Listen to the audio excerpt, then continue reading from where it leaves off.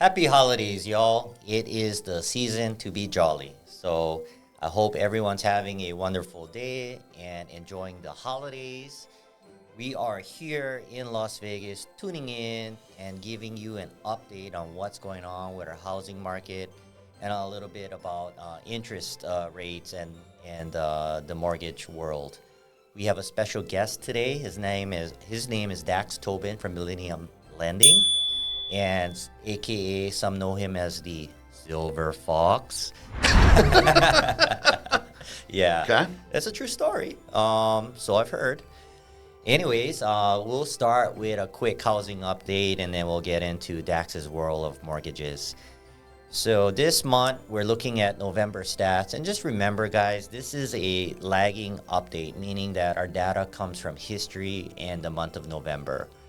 But at the mid or end of this meeting, we're going to talk about what's happening right now and how that affects you.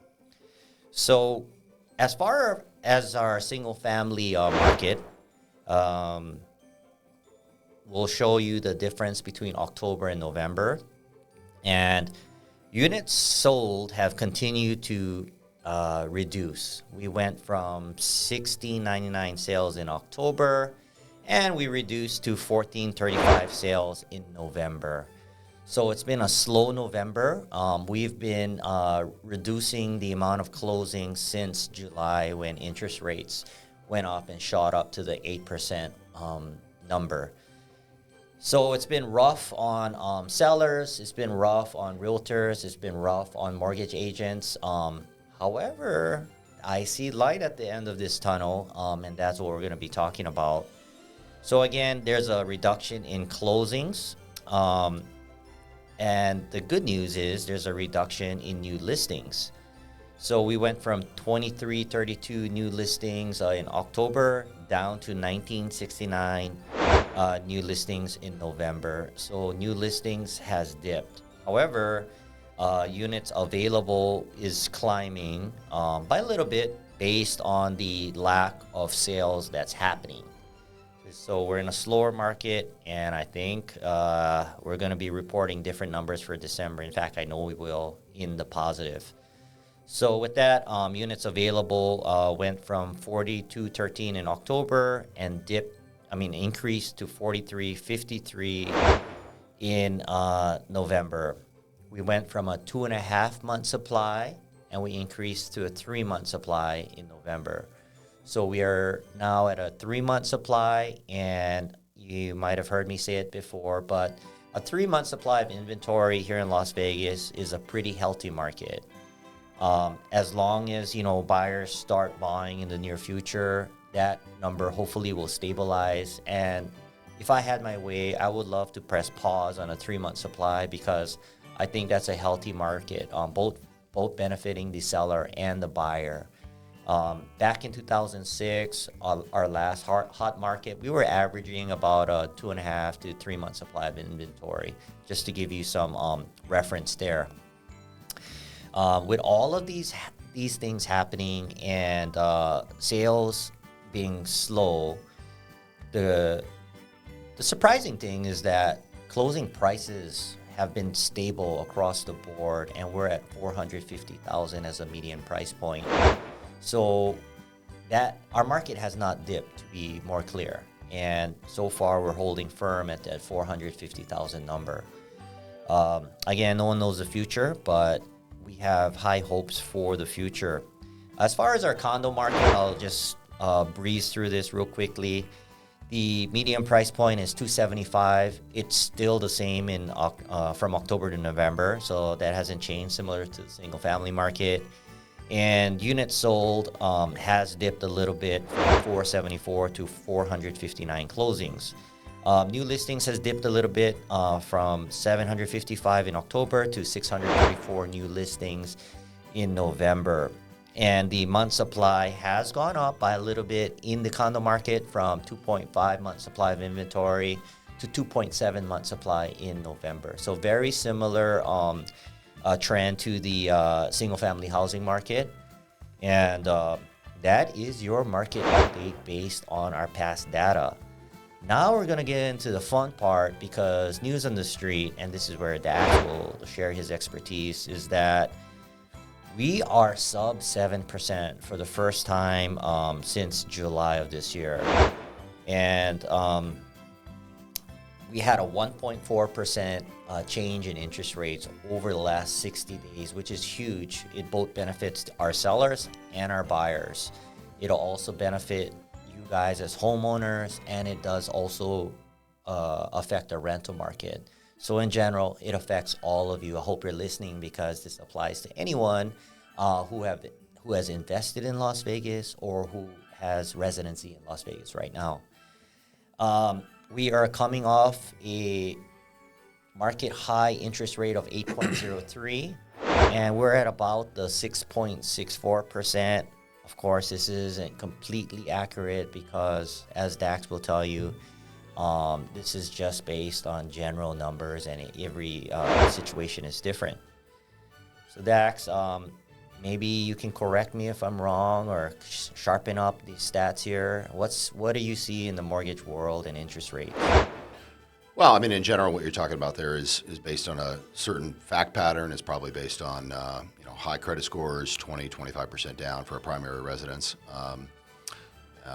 here in Las Vegas for a single family home. But that's generally pretty accurate, and it depends on whether you're paying points or no points for the mortgage as well, and a few other factors. But in general, that's about right. I mean, interest rates have come down somewhere in that price, or somewhere in that range over the last 60 days or so. That's exciting news for our market. I mean, I really think that this is going to spark a lot of offers coming through. I tell you about what's going on today, and in December, we've been seeing a lot more offers on our listings, and we've opened more escrows than we did in November. So that's a great sign. Our listings are selling, you guys. With that, there are still negotiations being done, but they're not as heavy as they were before, just to let you guys know. And this is from personal experience. And back to the numbers, I'll give you an example. Your median list price for single families are $475, and we're closing at $450. So there's a $25,000 deviance between list price and closing amount, which leads to negotiations, maybe listing reductions in the future. But again, in my personal experience, we're seeing a little less negotiation and more offers and more escrows being opened. On your side, Dax, the buyers that you are working with, any momentum there?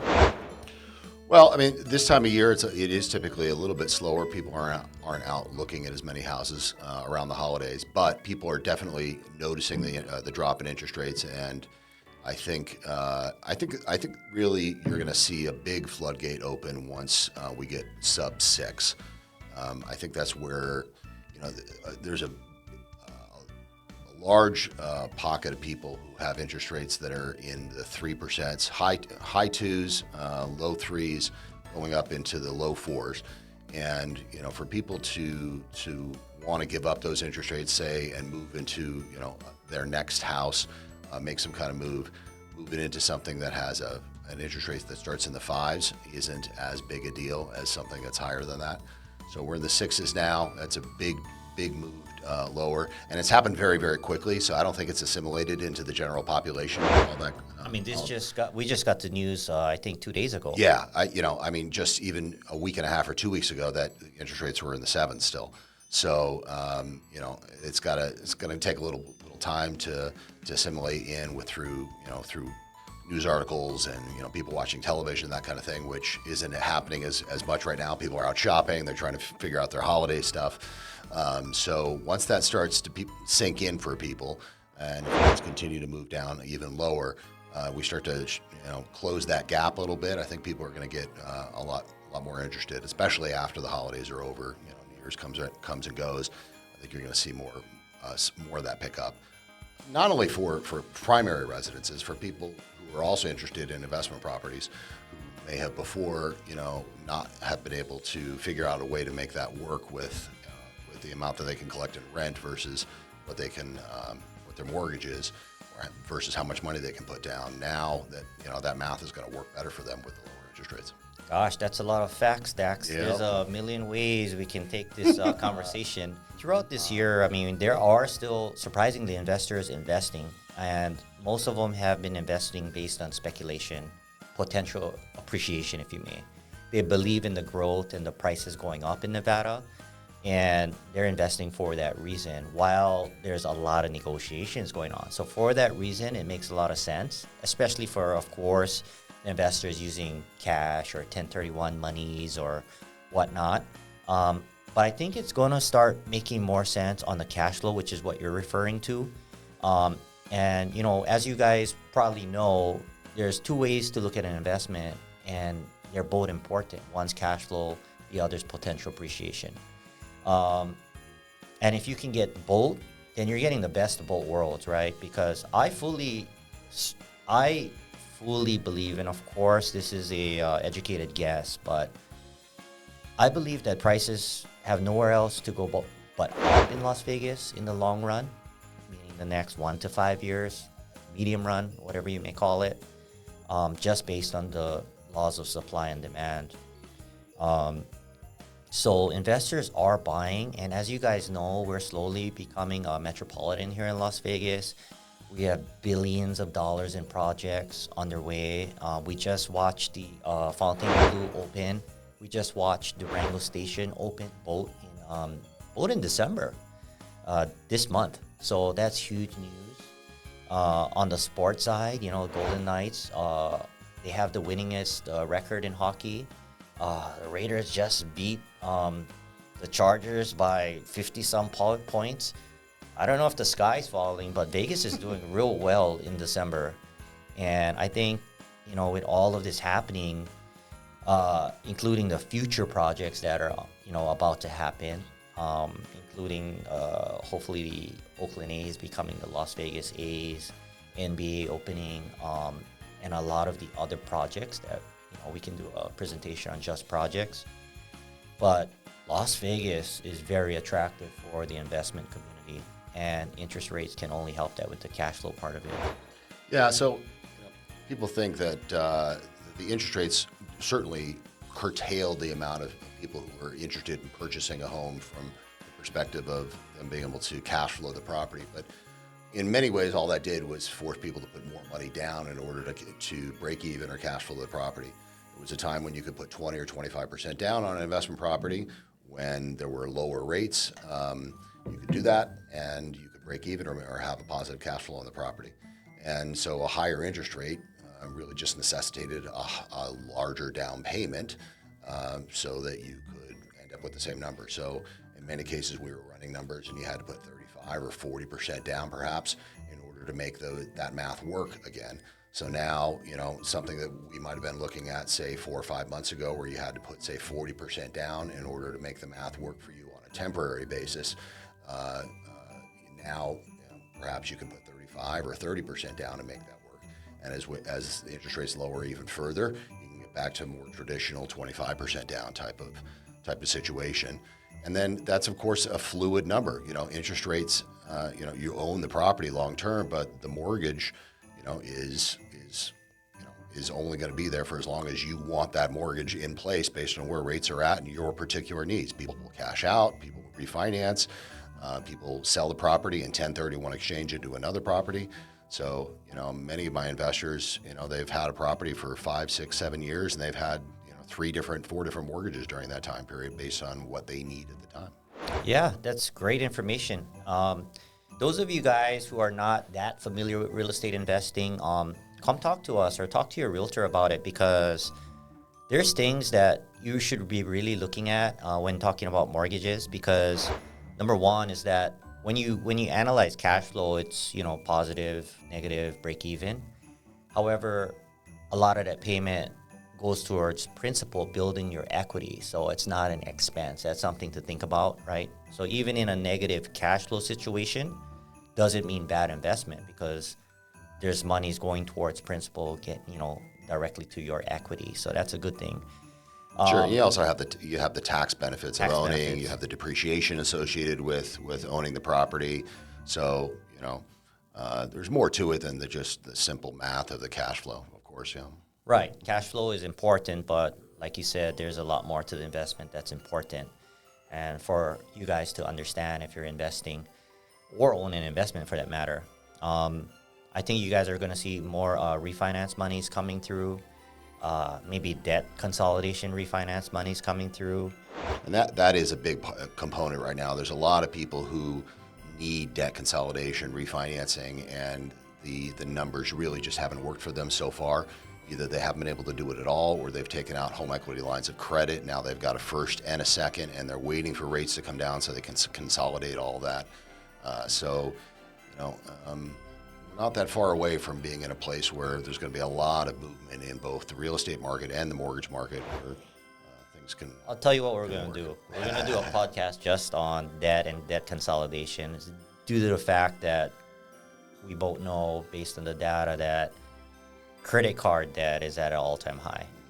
And I know you have strategies to consolidate that debt and make it a more feasible leverage or good or bettering the debt. Yeah, I mean, just looking at overall household debt is a really important thing to consider. People sometimes put their mortgage sort of in a compartment, and they look at it just on its own, and then they look at everything else separately, or they'll look at their consumer debt, their mortgage debt, and then student loan debt, and their car debt, and they kind of put all these things in their own little compartments, and they don't really analyze it all together. That's what most people do. That's what I do usually, right? Yeah, you need to consider the overall interest rates on these things, then you look at the term of each one of those and try to figure out how to best manage all of that together. And that's where that financial analysis and assistance really could help someone. Yeah. Here's another tip, you guys, especially for the investment world, or maybe even for primary homes. I heard Dax say one time, and if there's a note to take, maybe this is it. The sweet spot for down payments is about 40%. Well, or the best to get the best mortgage. Yeah, typically once you get to 40% down, most of the what's called loan level pricing adjustments go away. So you're not going to receive much, if any, additional benefit in terms of getting a lower rate or a combination of rate and fee beyond putting more than 40% down.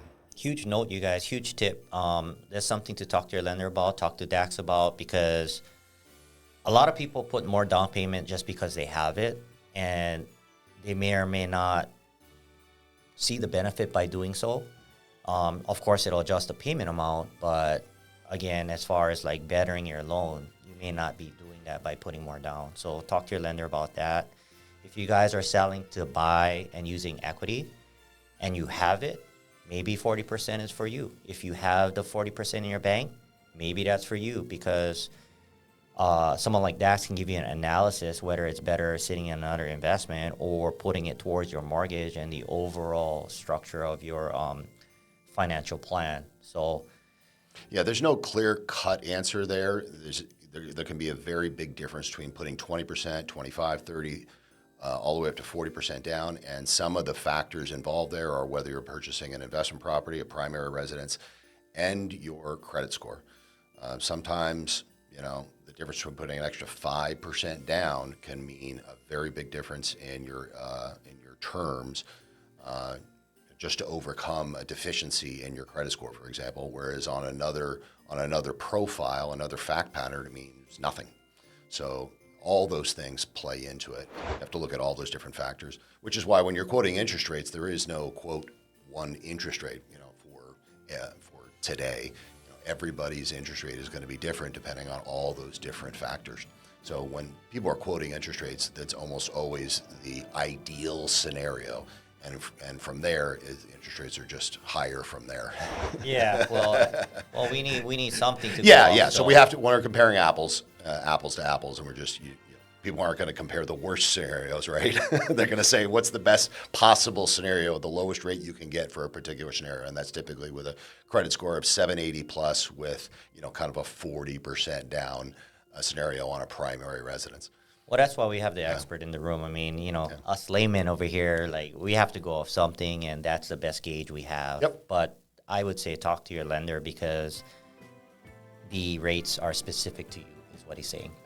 All right, well, getting back into the market, and let's talk about buyers, Okay. which then affect sellers, obviously. So 6.64% payments terms. Okay. I think that a lot of buyers are going to start pulling the trigger based on that. And some will wait, some will pull the trigger. And here's the consequences, though, between the two. The people who wait are probably going to get better interest rates if this momentum keeps continuing in the trend it's going now. However, the consequence is that I think everyone's going to do the same thing, and based on that, everyone will be jumping into the market at the same time, thus pushing prices up. And so, I think there's a timing thing here going on where is it better to shop now and try to negotiate why the market's a little soft? Again, I told you sales are at a 20-year low with just 1435 sales November. This benefits the buyers right now. And if you're a buyer, you can beat up on a seller potentially, including new builders. There's a lot of incentives going on. Whereas in the future, you might get a better interest rate. However, you might be in bidding wars. You may not get the incentives that are going on right now through resale or brand new. And to give you an example, it's not just negotiating price, you guys. What's important is the best case scenario in your situation. And so beyond price, we're getting sellers to help pay closing costs, which most buyers, you're looking at what, 3%, Dax? 3%. It's a good round number to use, yeah. FHA maybe 3.5. But we're helping sellers to save you out-of-pocket monies, which you can do something with that money or apply it more towards down payment. So we're negotiating closing costs. We're negotiating interest rate buy-downs, credits. Does it make sense? I'm not the one to tell you if it does or doesn't. You're the one to answer that question based on the information your professional, your lender will give you. So, I'm not saying this in a bad way, but don't do this on your own, you guys. Use a professional because a house purchase is huge. This isn't like, not even a car, but this is probably the biggest purchase you'll probably be doing in your life. And maybe you'll do multiple, but we're talking about big amount of monies that affect your financial future. So talk to a professional, get your options, and make a good educated decision. You guys are in control, but you need the information, you guys. You need the consulting. And that, to me, is another good tip. I think a lot of people tend to just, maybe go online and get the best interest rate that is advertised out there. But just remember, guys, if you're not talking to a professional that sides with you, has your best interest at heart, you may be signing up for something that may not be in your benefit. Maybe there's a better way. So talk to your professional. That's the best advice I could give someone. There's a lot of online programs that you don't even really interact with a human, right? It's filling out an online application, punching it through. Yeah, and so much is missed in that type of scenario. It is. Yeah, there are so many nuances and subtle differences that can make a difference in the way you go about purchasing, what you're going to do, how you're going to, what your financial structure is, how you're going to go about purchasing the home. Little differences like I'm talking about, putting an extra 5% down or doing a little something to increase your credit score from a 719 to a 720, for example, that could change the way you go about things. Could save you, $20,000 or $30,000 out of pocket. Can lower your interest rate by half a point. That you're never going to get that advice just typing things into something on your iPhone and getting a pre-qualification letter. It's that consultation up front to realize those things that are otherwise just going to go by. Yeah, and not all lenders are created equal, so we appreciate people like yourself that can basically break down the overall picture versus just one perspective, because that's what it is online, right? Interest rates are now affecting buying strategy. It is what it is. You know, last month we had a different strategy for you, and a lot was more, you know, marry the house, date the rate, right? With the strategy of potentially refinancing or buying interest rate down long term with sellers' monies and whatnot. I think the strategies are heavily going to change as interest rate help us out here. And now we can focus in more on the long-term play potentially versus the short-term and refi play, and have the seller help you buy down interest rates right now. You think that's a trend that probably will start happening more? Well, I think it could. You know, the choice to buy down your interest rate either with a short-term, 1 year or 2 year buy down versus a long-term buy down is very individual, and I don't think there's any way to properly advise somebody on that without knowing their particular situation. Everyone is different. The house they're buying, how long they're going to be in that house, what the rest of their financial structure looks like, how much money they're getting towards their closing costs, how much of their closing costs are already covered. All those things play into that. Somebody who decided to purchase a home, 3 months ago and use money towards a long-term buy down, wasted their money. Well, here's a strategy that I'm kind of referring to for an example anyway. And it is, say you take the scenario that we are at 6.64, I'm a buyer, 6.64%. And I think you've told me before that at about $500,000 on average, about $10,000 buys you down 7/8 of a point-ish. Okay. Sound about generally right? Yeah, like $10,000 buy you about 7/8 of a point on a short-term buy down. On a short-term buy down? Yeah, that's not gonna buy you 7/8 of a point on a long-term buy down. Oh, okay, all right. So define short-term buy down. Well, so short-term buy downs are going to be, it's going to give you a buy down for a year or 2 years, and then you're just earning your money back. Gotcha. So that's why, the short-term buy down thing is something that's more marketing than it is anything else. And so to the extent that you don't already have your closing, it does help with cash flow in the it helps your cash flow, but if you don't already have your closing costs covered, you are just getting your own money back for that year or 2 years. So if you have $10,000 in closing costs, and you decide to use that $10,000 towards a lower interest rate, let's say you buy it down for a whole, you buy it down for 1 percentage point with the $10,000, you're getting your $10,000 back, $800 a month, roughly, for that year, and then at the end of the year, you've got your $10,000 back, or 2 years, whatever the case may be. And that seller credit, hopefully it's a seller credit versus a buyer. Yeah, so the seller would have to pay for that short term, for correct. that buy down, but you're better off just taking that $10,000 paying for your closing costs, because you're coming out of pocket with that $10,000 yourself at the beginning anyway. Or reduction in price. Or a reduction in price. But but I would rather have it as the closing cost, because it's $10,000 I'm not coming up with right now.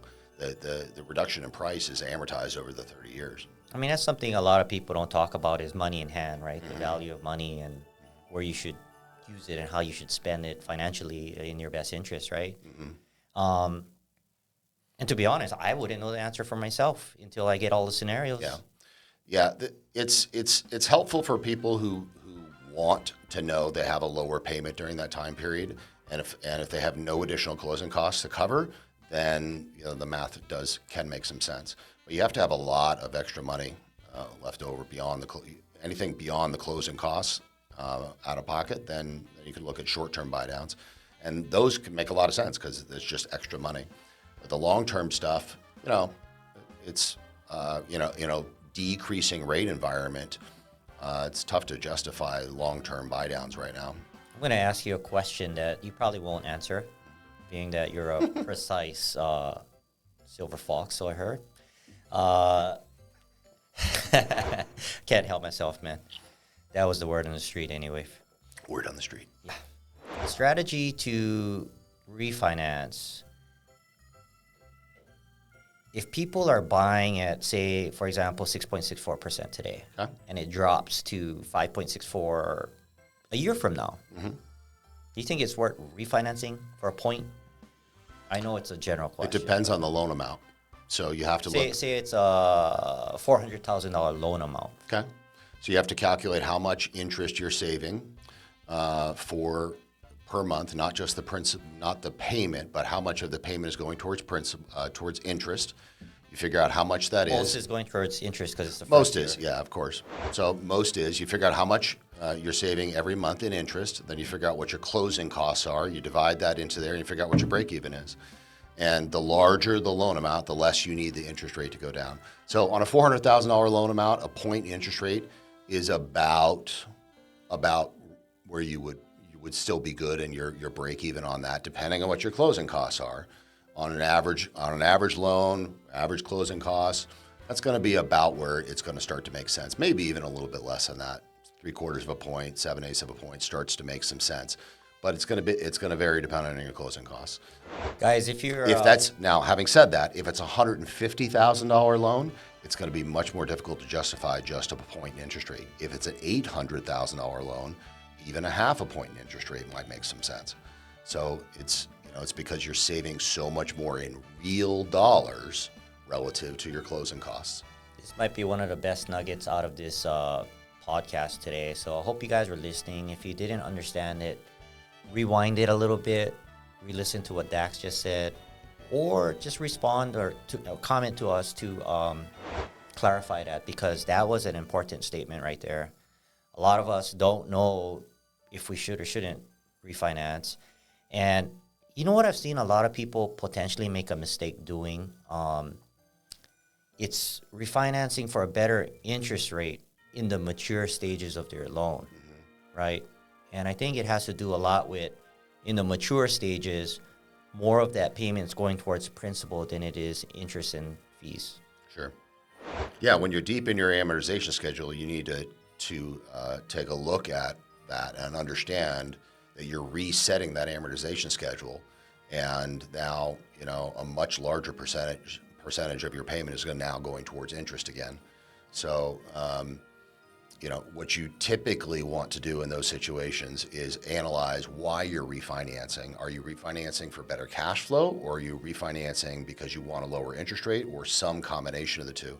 If you're 15 years into a 30-year fixed mortgage, a lot of times I'll look at that situation and talk to the client about matching the amortization schedule up and refinancing them both into a lower rate and into a 15-year fixed amortization, so that they're now paying the same amount towards interest, towards principal, and they're not resetting their amortization. So they're doing both at the same time, and they're not now resetting that amortization and paying all that interest all over again like they were at the beginning of their loan. And that can save them hundreds of thousands of dollars. And that's something that people don't talk about. They'll get a call, or they'll get a flyer in the mail, they'll get something, and they'll just reset it, and they'll go, wow, I'm saving all this money. But all they're doing is playing the bank's game, and they're resetting that, and they're paying all that interest that was front-loaded into that loan back to the bank again. That's why, you guys, it's not just about interest rates that we need to focus in on here. You can get a low rate on the wrong loan, and it could cost you hundreds of thousands of dollars in interest because of these basic principles of how interest works and how amortization schedules work. That this is how banks make money.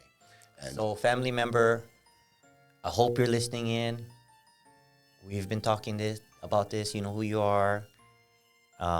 She's at about 20 years in her loan, and mature stages, obviously paying 7-8%, which she feels is high.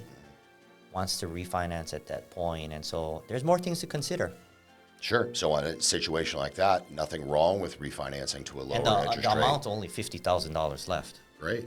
So that requires a consultation, because you can make a big mistake there, or you can refinance into a loan that can really benefit you.